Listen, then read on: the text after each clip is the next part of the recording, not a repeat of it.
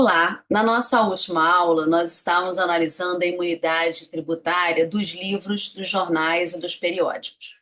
E eu dei para vocês a discussão envolvendo o livro eletrônico. Então, hoje, nós vamos continuar a análise do artigo 156-T da Constituição Federal por uma outra discussão que diz respeito aos insumos que são alcançados pela imunidade tributária.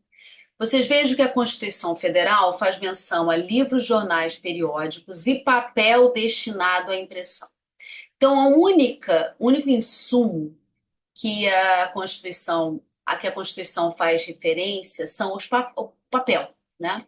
Vocês vejam que quando você compra uma resma de papel numa papelaria, numa loja, né, você, pessoa física, não há qualquer tipo de imunidade tributária. A discussão ela vai surgir a partir do momento em que você tem uma indústria, uma livraria ou alguma empresa que adquire papel para fins de impressão de um livro, jornal, periódico. Por isso que a ideia é de insumo. Insumo é matéria-prima, é o que você vai utilizar naquela atividade fim que está lá protegida pela Constituição Federal.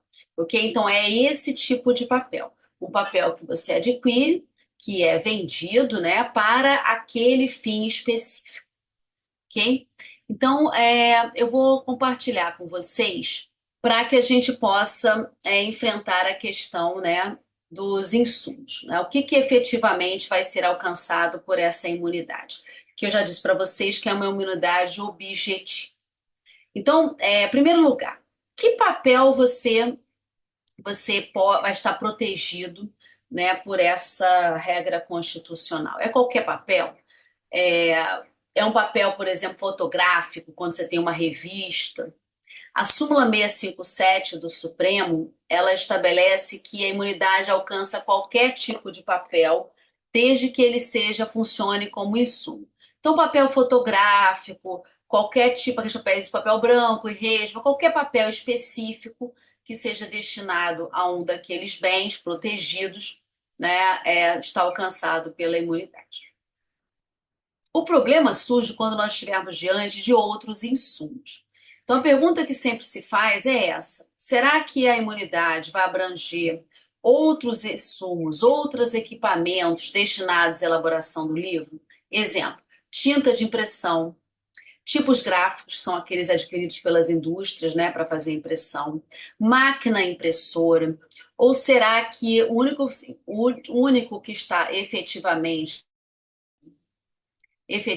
protegido é o papel, né? Então a pergunta é sempre essa: abrange outros insumos, outros equipamentos, né? Tinta, tipos, máquinas, quando você importa, quando você vende ou não. O posicionamento atual do Supremo ele é pacífico, no sentido de que a imunidade só vai alcançar o papel. Ele é o único insumo protegido. Tá? Então, nenhuma dessas outros bens, quando você vende ou quando você importa, estão alcançados pela imunidade tributária. Vocês vejam que a imunidade, geralmente, ela é interpretada de uma forma teleológica, ampliativa.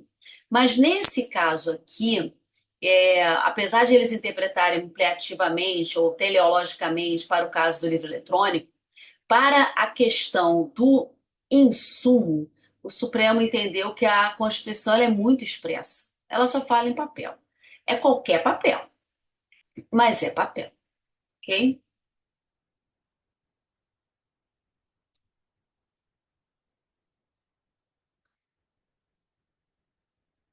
Uma outra discussão que eu acho que é relevante que aí tem a ver com o conteúdo dos livros, dos jornais, dos periódicos, especialmente livros e periódicos, né?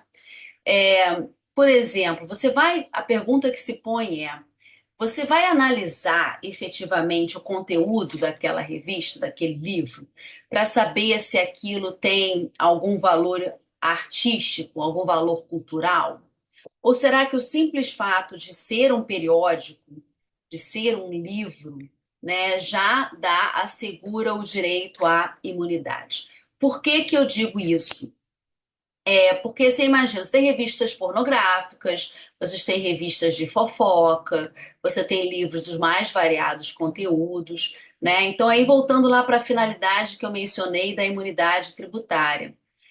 A imunidade, ela não é só para proteção de cultura, difusão de cultura.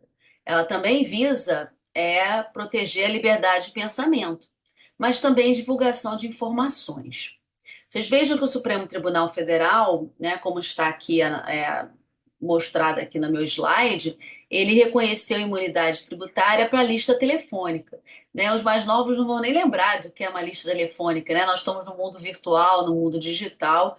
Lista telefônica parece algo do século passado, né? Lista telefônica era aquela coisa amarelas, aqueles cadernos amarelos com telefones. E aí, quem viveu essa época, né, de cultural não tinha nada, né? No máximo tinha, brincava sempre com meus alunos, que no máximo tinha assim, uma pergunta, né? É, como- querendo chamar a atenção para algum fato, né? O que que é isso? Mas não tem nada de conteúdo cultural na lista telefônica, eram telefones. E mesmo assim o Supremo reconheceu a imunidade tributária porque você está divulgando informação. E no álbum de figurinha a discussão era a mesma, né? Porque o álbum de figurinha, ele não tem muitas vezes nem história, né? Nem conteúdo nenhum, né? Às vezes são, especialmente aqueles álbuns bem infantis, você vai ter só os cromos, você vai ter lá, sei lá, um personagem infantil, é, tem alguns que são de futebol, né? Você não tem efetivamente algo cultural. Será que tem um valor artístico? O que o Supremo entendeu? Que você não tem que analisar isso. Porque se você for analisar o conteúdo da revista, do livro, você estaria fazendo um tipo de censura prévia. E isso não é o objetivo da imunidade, né? Então, não importa o pensamento. Às vezes, elas me perguntam assim, Andréia, mas então, às vezes, aquele livro mais estapafúrdio, eu acho que tem imunidade? Se ele é um livro, tem imunidade. É claro que, por outros ramos do direito, você pode até questionar o conteúdo, né? Tem gente que tenta tirar os livros de circulação, não sei. Mas, assim, do ponto de vista tributário, da imunidade tributária, o entendimento do Supremo Pacífico é que você não analisa o conteúdo. Você não vai verificar se aquilo tem um valor artístico ou não tem. Porque senão você estaria fazendo, para fins de interpretação da imunidade, uma censura, ok? Então, esse era o último ponto que eu gostaria de tratar da linha T.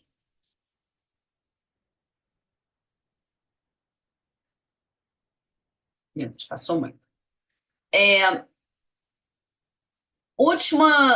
última imunidade está prevista no artigo 156-E da Constituição Federal, e ela é uma linha que não estava na redação original da Constituição Federal. Ela foi introduzida pela Emenda Constitucional 75 de 2013, que é a chamada PEC da Música, né?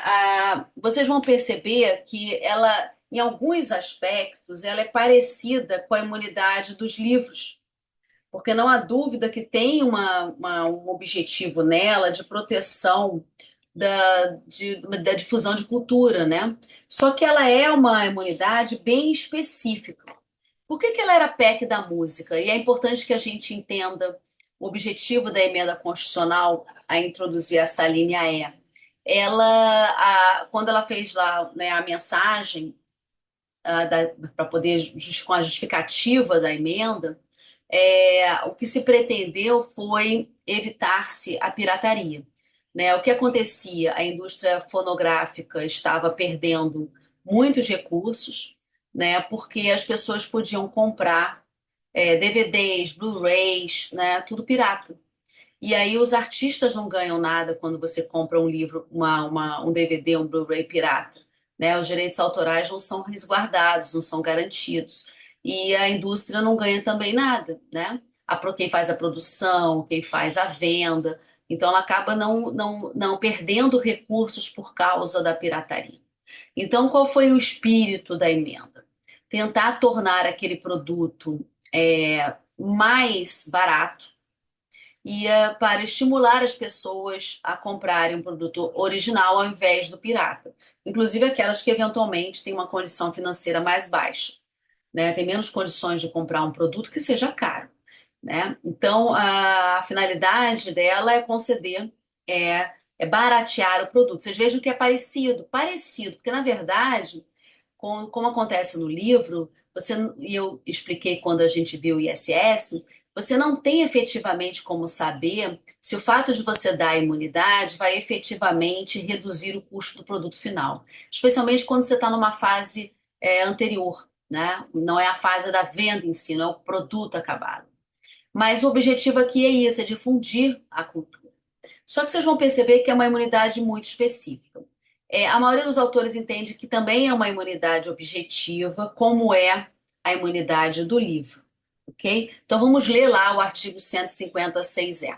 Ou seja, sendo uma imunidade objetiva, ela alcança impostos como ICMS, IPI, a importação, né? São aqueles impostos que incidem sobre o produto final, sobre o produto acabado. Então vamos ler juntos a linha E.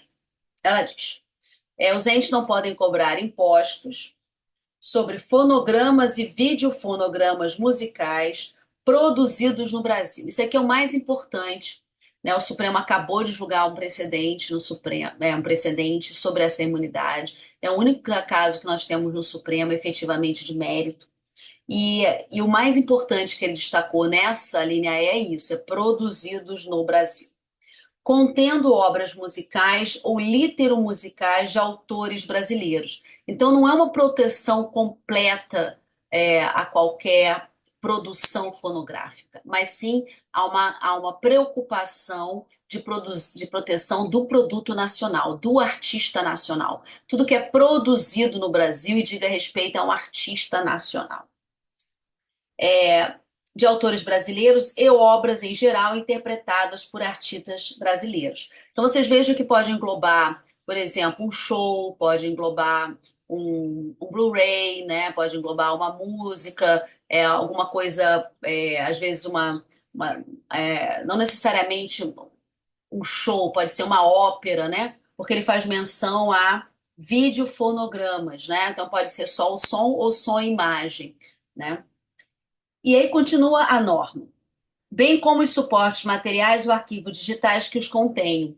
Como no livro teve a discussão toda do livro eletrônico, e como hoje em dia cada vez mais é comum, né, você ter essa, essa questão relacionada à possibilidade dessa proteção desses bens produzidos no Brasil, mas se forem objetos, por exemplo, de downloads, de vendas que são pela internet, mesmo de Blu-rays, de CDs, DVDs, né? Então não importa se é o meio em que ele esteja. Então, suportes materiais ou arquivos digitais que os contêm, salvo na etapa de replicação industrial de mídias ópticas de leitura a laser. O que que é isso? O que que é essa fase? Vocês vejam que ela diz respeito a uma fase da indústria. Isso foi um lobby da Zona Franca de Manaus. Etapa de replicação industrial é a fase onde você grava o DVD, onde você grava o CD, você grava o Blu-ray, né? E qual é a questão aqui? É porque essas indústrias elas possuem benefícios, incentivos fiscais para elas ficarem na Zona Franca de Manaus. Então, se a imunidade fosse genérica, como ela engloba ICMS e IPI, né, as indústrias não ficariam mais naquela região, porque elas poderiam ficar em qualquer região do país e não pagar imposto. Então, você excepciona essa fase para que essas indústrias tenham ainda um estímulo para continuarem na Zona Franca de Manaus, porque é um dos casos de subvenções, de incentivos fiscais que são concedidos, né, para essa região e exatamente para esse tipo de indústria. Ok? Qual foi a questão que chegou ao Supremo? O tema acabou de ser julgado, é uma ótima questão para cair numa prova de PGM, PGE, né? E aqui eu queria só uma observação. Tem alguns precedentes que eu dei ao longo das aulas que acabaram sendo julgados depois que eu dei, né? O tema do artigo 130, parágrafo único, que constou quando consta do edital do leilão, a, a cláusula que o arrematante responde, foi julgado depois do que eu dei a aula, considerando inválida aquela cláusula e mudando a jurisprudência do STJ, né? Casos, eventualmente, da multa, uma multa confiscatória, uma discussão de multa confiscatória para multa punitiva qualificada, que eu também mencionei para vocês, o tema acabou sendo julgado. Então, fiquem sempre de olho nos temas que eu dou, né? Obviamente, eu gravo a aula num dia e ao longo do curso os temas podem ser, obviamente, julgados, né? E esse tema 1083, ele acabou de ser julgado. Ele é um tema recente, é o único tema que a gente tem dessa linha E dizia respeito à discussão no caso concreto, era ICMS e importação, né, referente a uma empresa que importou discos de vinil, que é uma coisa extremamente rara, né, LPs. Tem muita gente que ainda gosta de discos de vinil, eles são raridades, né? Esses discos vinil foram produzidos na Argentina, mas eles englobavam cantores nacionais, artistas nacionais, shows de artistas nacionais, discos que foram gravados lá, e produzidos lá, né? E aí a empresa veio e importou, como o artista era nacional, eles pediram imunidade para poder fazer a liberação do bem na aduana e no desembaraço aduaneiro, foi negado porque entenderam que não era uma hipótese de imunidade, né? Então ficou preso na Receita Federal, né? Que a gente está falando de Receita Federal porque é onde você faz desembaraço aduaneiro. E aí o auditor fiscal ele vai exigir também a comprovação do pagamento do ICMS importação. E aí de todos os tributos, né, que incidam sobre a importação. E aí a empresa entrou com mandado de segurança para liberar esses bens. Ele conseguiu liberar os vinis que tinham ficado presos, mas, né, no Supremo Tribunal Federal eles perderam a questão, porque o Supremo entendeu que a imunidade, que é o que está no slide, né, a imunidade não se aplica às importações de suportes materiais produzidos fora do Brasil, ainda que contenham obra musical de artista brasileiro. Por quê? E aqui o acordo ele é muito claro. Eles entenderam que a imunidade alcança, não visa somente proteger o artista nacional, mas a produção nacional. Então, todo aquele DVD, aquele Blu-ray, aquele CD, aquele vinil, ele tem que ser produzido no Brasil, né, para que haja o direito à imunidade. E tem que envolver artistas brasileiros, tá? Então, esse é o tema que a gente tem sobre essa imunidade, ok? Então, com isso, nós fechamos todas as imunidades tributárias de impostos, as imunidades que são chamadas de gerais, e nós terminamos a parte do direito constitucional tributário. Nós vemos todas as principais discussões, né, envolvendo a parte constitucional. A partir de agora, nós vamos entrar num novo ponto do nosso módulo. Nós vamos começar a analisar o CTN. Então, eu vou começar a ver com vocês o Código Tributário Nacional. E aí, eu vou iniciar o nosso estudo pelo conceito, pela definição do que seja tributo e pelas espécies tributárias. Eu gosto sempre de começar pela parte constitucional para depois entrar especificamente no CTN. Apesar de, ao longo das nossas aulas, eu ter feito menção a taxas, contribuições, né? Então, hoje, a partir de agora, nós vamos nos aprofundar nessa análise e vamos ver as regras, as diferentes espécies tributárias e as discussões que nós temos sobre isso. Então, vamos começar pelo artigo 3º do CTN. Esse artigo 3º, ele traz uma definição legal do que seja tributo, né? Aqui na PGM do Rio, eu tenho um colega procurador que ele faz parte de praticamente todas as bancas de tributário aqui do Rio. E ele, não só do Rio, tá? Faz também de outras procuradorias no estado. E é interessante que volta e meia, quando é sorteado o ponto tributos e espécie, ele sempre pergunta, mas o artigo 3º é um conceito ou uma definição? Conceito tem a ver com a essência do instituto, né? Definição é o que traz a lei. Aqui ele é uma definição. Nem todos os autores gostam dessa definição. Tem autores que criticam, tá? Mas ela é uma definição. Então vamos ler o que diz o terceiro, e aí eu vou fazer algumas observações. Ele começa. Tributo é toda prestação pecuniária compulsória em moeda ou cujo valor nela se possa exprimir, que não constitua sanção de ato ilícito, instituída em lei e cobrada mediante atividade administrativa plenamente vinculada. Então, toda vez que vocês estiverem diante de uma questão para se saber se uma determinada cobrança envolve tributo ou não, a análise tem que partir do artigo 3º. Para verificar se aquela cobrança ela vai se enquadrar no terceiro ou não vai se enquadrar. Então vamos por partes, eu vou dividi-la por partes e trazer algumas discussões. Primeira parte, tributo é uma prestação pecuniária em dinheiro ou em algo que possa ser convertida em dinheiro, possa se exprimir em dinheiro. Ela é sempre uma prestação pecuniária. E aqui nós temos uma grande discussão que diz respeito à chamada dação em pagamento.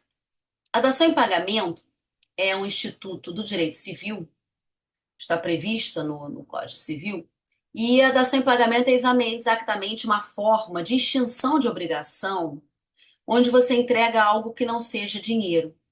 Então, o credor vai receber algo que não é dinheiro e vai gerar a extinção daquela obrigação. Como o terceiro diz que é dinheiro ou algo que possa ser expresso em dinheiro, em moeda ou cujo valor nela se possa exprimir, se questiona desde a origem do CTN se seria possível uma dação em pagamento.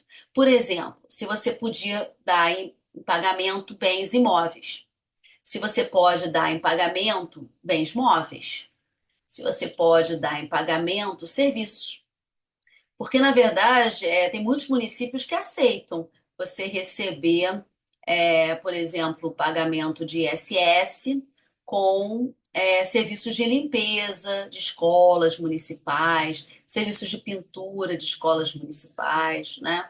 Imagina se seria possível você receber, por exemplo, quitação de dívidas de ISS com serviços hospitalares, né? Você é um hospital e você deve ISS é um município. E aí o município vem e aceita. Então, tem uma fila lá do SUS imensa, e os hospitais públicos estão lotados, e você quer, por exemplo, fazer exames, né? Ou ter uma internação, e aí você quer diminuir a sua fila.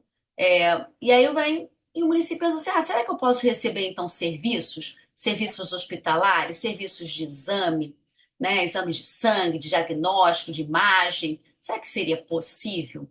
Você pode pagar tributo com algo que tenha um valor monetário, ele possa ser convertido em moeda? Será que o artigo 3º autoriza isso?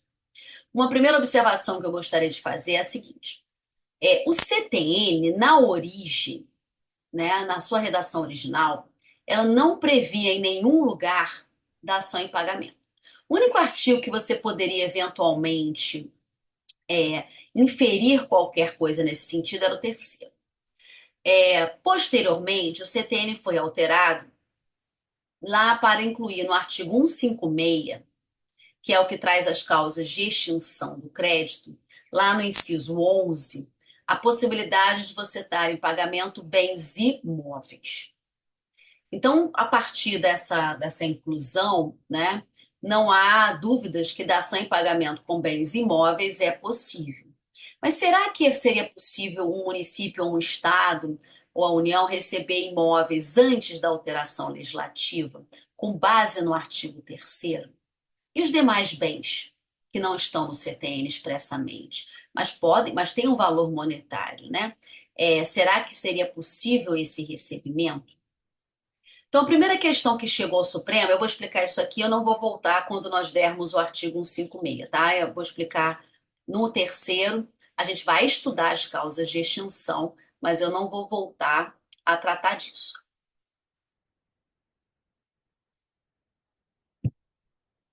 O que que acontece?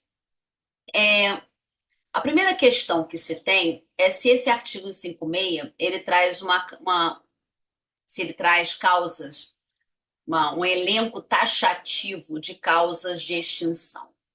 Porque se ele trouxer um elenco taxativo, você só admitiria dação com bens imóveis e a partir da alteração. E aí essa é uma discussão que existe muito por força de um outro artigo do CTN, que é o artigo 141 do Código, que diz que o crédito tributário só se suspende, só se exclui e só se extingue nas hipóteses previstas expressamente.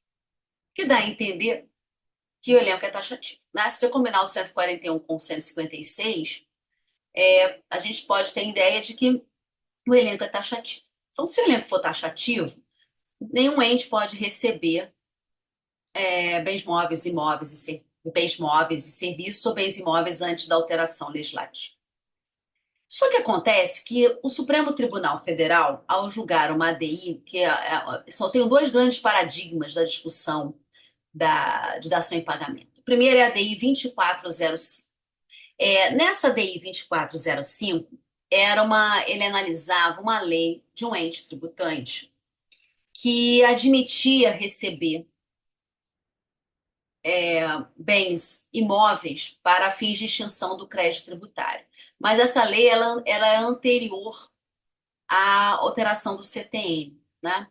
E aí a discussão é se antes do CTN você poderia receber. Claro que nós já vimos aqui o princípio da legalidade. As causas de extinção, elas são matérias de reserva legal, elas estão lá no artigo 97 do CTN. Então, obviamente, tem que estar previsto em lei, né? Pode sair nenhum prefeito, nenhum governador aceitando o bem sem previsão legal. Mas vamos dizer que existe a lei, né? No caso concreto da DI 2405, existia a lei.